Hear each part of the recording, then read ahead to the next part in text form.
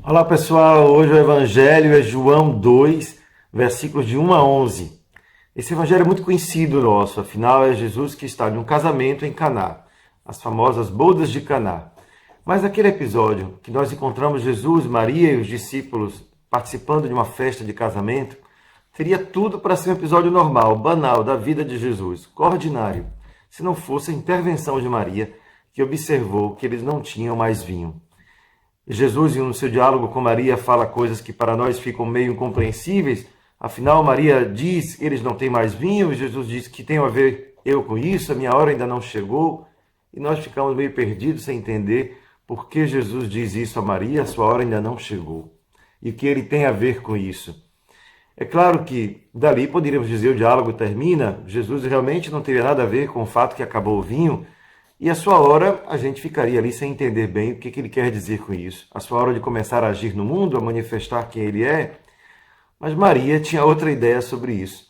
E logo advertiu os servos que o seu filho estava para fazer algo. Então, que eles ficassem atentos e obedecessem o que ele dissesse.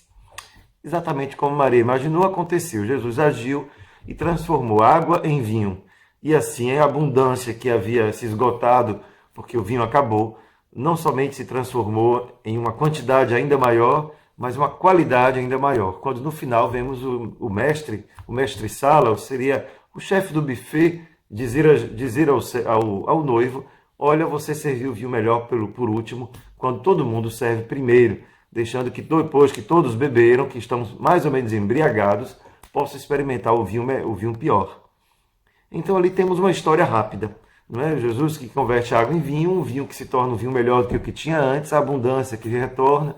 Maria e Jesus com um breve diálogo, mostrando o quanto Maria conhecia o coração de Jesus e o quanto Jesus estava disposto a escutar aquilo que a sua mãe lhe propunha. Teríamos terminado aqui esse evangelho, quem sabe com uma ideia bonita, Jesus de um casamento, uma história familiar, quem sabe agradável de escutar, e até mesmo bonita, imaginar água, vinho, coisa boa, alegria, tal, a festa. Mas talvez esse evangelho tenha mais a nos contar. E a liturgia de hoje, quando nos apresenta esse evangelho, nos apresenta também um trecho da profecia de Isaías, em que Deus se refere ao seu povo como um noivo que acode a sua noiva. E ao seu povo, ele se refere como alguém, como aquela noiva que traz alegria ao noivo, como uma mulher que está disposta também a entregar-se ao seu marido. E aquele marido disposto, claro, a fazer tudo por ela. Ora, essa imagem, então, do matrimônio na Bíblia e o matrimônio na história de Jesus, nos deixa, então, com a pista para tentar entender aonde João, quem nos contou essa história, quer chegar. A primeira coisa que nos chama a atenção é que a relação de amor entre o homem e a mulher é uma relação única no mundo. Tanto que dizemos que o matrimônio é indissolúvel porque ele só teria sentido realmente enquanto entrega total se ele fosse único. Afinal, a entrega é total ou não é entrega. Uma entrega parcial não pode ser total. Então, o matrimônio é algo que tem a ver com essa doação de si, essa doação do coração, essa oferta da vida, das horas de alegria, a oferta do esforço, do empenho, a construção de uma família, o empenho para que essa família cresça em amor, unida, que os filhos possam progredir na fé, no conhecimento, em sabedoria. Tudo isso que a gente poderia dizer é necessário para que o matrimônio sobreviva, o cuidado com o outro, a atenção para que cada um possa se sentir livre e ao mesmo tempo capaz de amar e ser amado. Tudo aquilo que faz com que duas pessoas se sintam não somente amadas, mas capazes de expandir esse amor em uma relação familiar que ultrapassa os muros da própria casa. Isto é uma relação familiar que é baseada no amor entre duas pessoas. Elas compõem um núcleo que permite que esse amor transcenda. Ora, essa relação amorosa entre homem e mulher, essa relação amorosa do matrimônio, é aquela que Jesus está agora nos oferecendo para dizer como é que Deus não só nos ama, como espera que essa relação entre nós e Ele se estabeleça.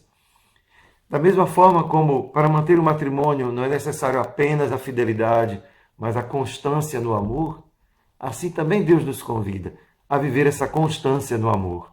Assim como no matrimônio existe uma troca constante de olhares, de palavras, de gestos amorosos, de carinhos, de mimos, Assim também entre nós e Deus. Ele nos convida a viver uma relação assim, de intimidade, em que nós fazemos a sua vontade, escutamos a sua palavra, em que nós nos exprimimos. Às vezes ficamos chateados, às vezes não compreendemos os seus gestos de amor para conosco, mas permanecemos fiéis, constantes no amor, esperançosos de que novamente possamos experimentar aquela alegria que nos conquistou um dia e que a gente luta para que ela permaneça, que a gente faz o nosso esforço de mudar, cada um faz o seu próprio esforço de mudar, de se tornar melhor, para que uma relação possa se tornar saudável.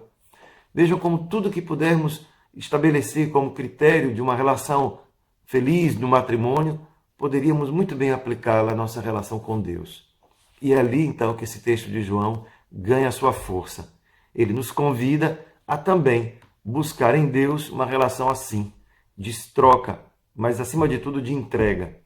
Isto é, a religião, aquilo que buscamos em Deus, aquilo que fazemos no nosso espírito e na nossa vida cotidiana para viver com Deus, não pode ser diferente daquilo que Ele nos convida a ser, nos entregando, nos transformando, dando-nos totalmente.